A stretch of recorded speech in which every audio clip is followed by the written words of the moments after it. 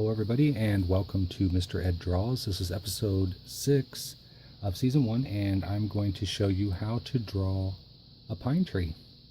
And today we're going to draw this kind of pine tree here, and maybe we'll get to this one as well. So stick around and we're going to do this one here. Now I've drawn an example of one of these trees and I'm going to try to explain why this looks like a pine tree. If I put it on its side, it might look like, I don't know, an earthquake. So that gives you some idea of kind of like how things are spread out on this tree. They're very tall. They're over 100 feet tall, and you can get some species that grow up to 300 feet tall. At the base, you'll see it's pretty bare.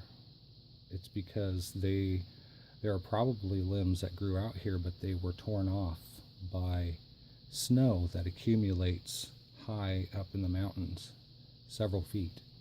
It weighs a lot, it moves, and it breaks off limbs at the bottom of these trees. So most of them up in the mountains, you'll notice, don't go all the way to the ground unless they're crowded together.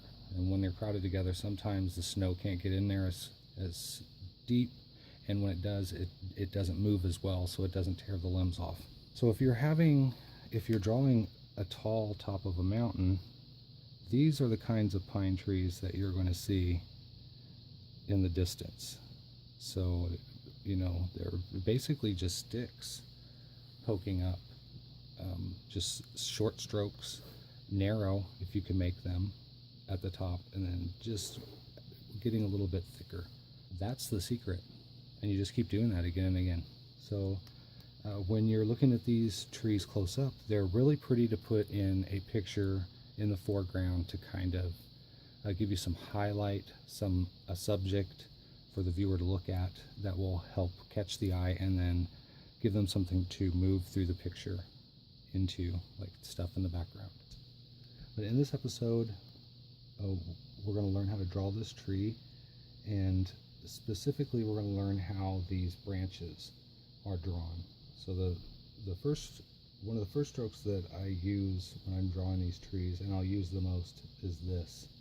You'll see me in my videos, it's sped up, but you'll see me doing this like thousands of times, literally all over the tree, until I get it to look kind of circular, you know, like the branches are actually moving around the tree as the viewer is looking at it.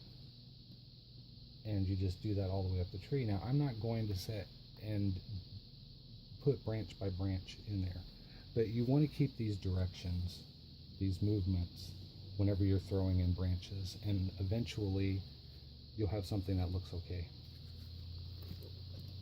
So that's the first technique. The second technique is how the boughs are made on this particular tree. They're kind of straight across. There's not a lot of weight pulling these trees down on their own, and that's because they're up high. Sometimes they'll get a layer of snow on them that's several inches deep, and if they had a lot of branches underneath here, they'll just snap right off. So these trees don't get the dense foliage that you would see on a fir or a spruce tree that's lower down in the valley. So consequently, you get these limbs that are just kind of sprung almost upward with a little bit of tension, but it's not that noticeable. So you're kind of going straight across with these. You're kind of going straight across, you know, as you see here. But then there is a little bit of a turn up, because the branches do have some tension because they do have to carry a lot of snow. So they are they're shaped upward a little bit so that they can flex and hold that snow. And if they hold snow well, the rest of it will just come off. It'll just fall off the top of it. But if they're not good at holding the snow, if they trap too much of it, it will break the branches off. And that's why you'll see spots like this where there's nothing growing. Those limbs got snapped off one winter. You know, maybe there's hard winters that happen pretty regularly, so you'll see this pattern that comes along in these trees where you'll have vegetation that's close to the trunk and then other limbs that are just spaced out nicely like they're supposed to be. So that happens as well. When you are doing these, I start at the top and I go down, working down as I go. It's kind of hard for me to draw this because I want you to be able to see what I'm doing. At the same time, I got to be able to bend over here and do this.